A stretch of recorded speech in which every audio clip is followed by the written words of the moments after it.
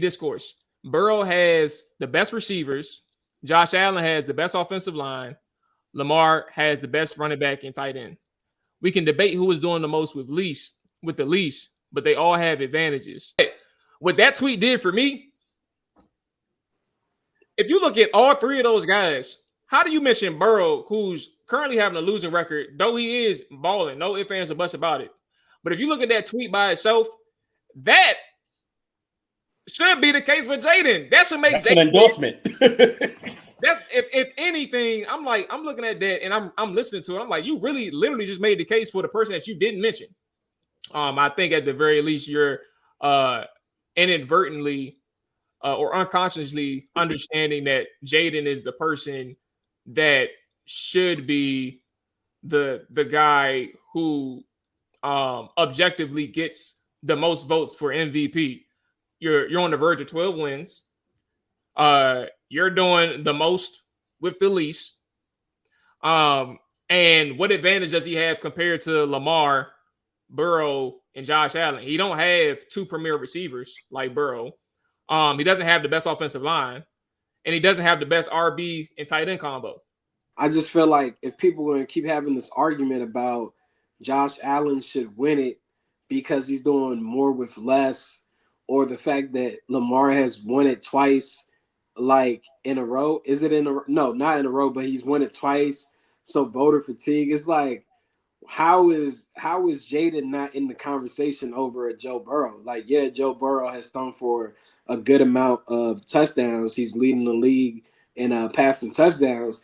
But I mean, you're talking about someone that led a team from picking 2 this year and playing with no talent around him. Like, even if you want to mention Terry McLaurin, he's not a Jamar Chase.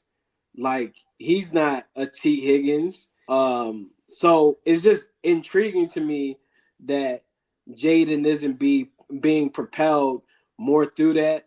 I don't know if it's not enough individuals within the media spotlight that are using their voice to bolster that conversation a bit more.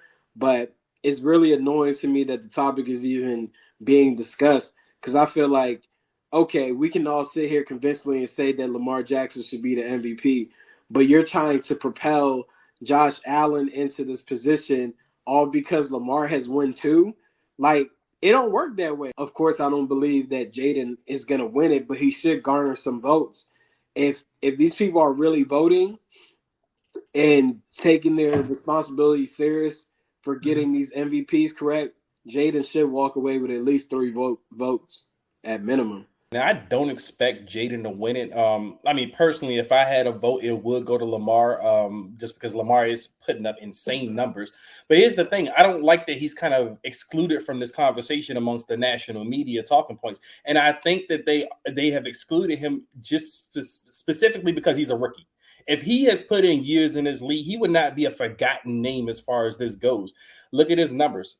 He's eclipsing Lamar's 2023 MVP numbers. Like, at this point, like, he has almost, I think, 31 combined touchdowns.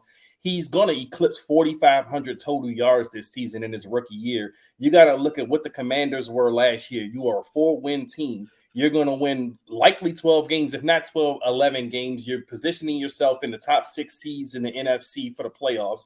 I mean, and he's the only thing. I mean, we're talking about supporting cast. If we're talking about supporting cast for MVPs, it's the person like Mina Kimes, as you alluded to, Mual, does the most with less, or who's carrying their team. And Jayden Daniels, we are in the ground zero of roster construction right now. Like, we have a bunch of 1-year contract guys. Like, when we went into this offseason, the plan was get some guys that can compete. You got your quarterback, and you go out there and see what happens. No one expected Washington to be where they are right now.